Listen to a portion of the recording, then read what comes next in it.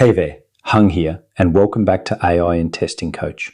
Today, we're exploring some practical techniques you can use right away to measure and improve the quality of AI applications. Let's get into it. First up, let's build on the golden evaluation datasets we started curating last week. Moving to eval-driven development is a huge shift from just eyeballing AI responses and saying, yeah, that looks okay.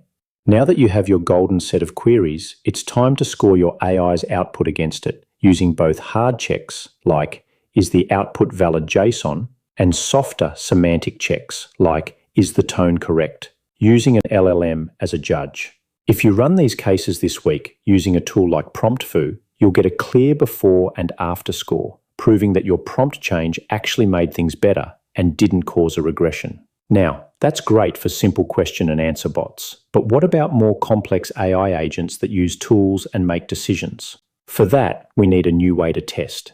We need to test the entire workflow, not just the final answer. An agent can fail in so many ways. It might call the wrong tool, get stuck in a retry loop, or blow its budget. So your test case shouldn't just be a prompt. It should be a full story, like fetch a support ticket, summarize it, assign a priority, and notify the team. All within 3 seconds and for less than 2 cents. A good test harness will capture the full trace, every tool call, the latency, the cost, so you can validate the entire process. Pretty neat, right?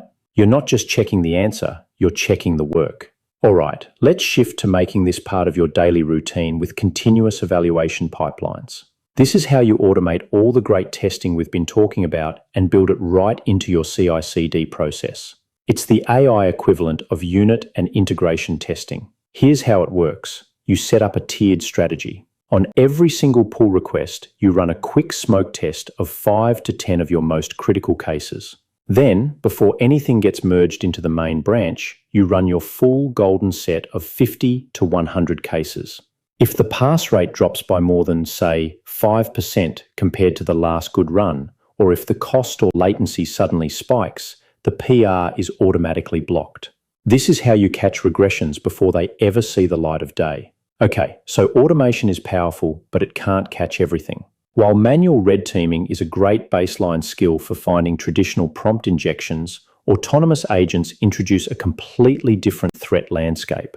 Today, I want you to focus on this new frontier, operational risks. This is exactly why monitoring that full trace we talked about earlier through trajectory evaluation is so critical. You're no longer just looking out for malicious hackers. You're guarding against the agent's own inefficient decision-making that can silently drain your resources. Evaluating this trace lets you look right into the agent's thought process, ensuring that it isn't just doing the right thing, but doing it optimally. So here's my challenge for you this week. I want you to set aside those basic input/output tests and run your very first trajectory evaluation. Pick one multi-step agent workflow that you are currently working on. Instead of just checking if the final output is correct, I want you to pull and audit the agent's scratchpad or reasoning trace. Did it call a tool it didn't actually need? Did it get stuck in a retry loop before finally getting the answer? Your task is to identify one inefficient step in the agent's thought process and set up an alert for it. You're no longer just grading the answer. You are grading how it does the work. That's our session for today. Keep experimenting, and I'll see you next time. Resources and links are in the show notes.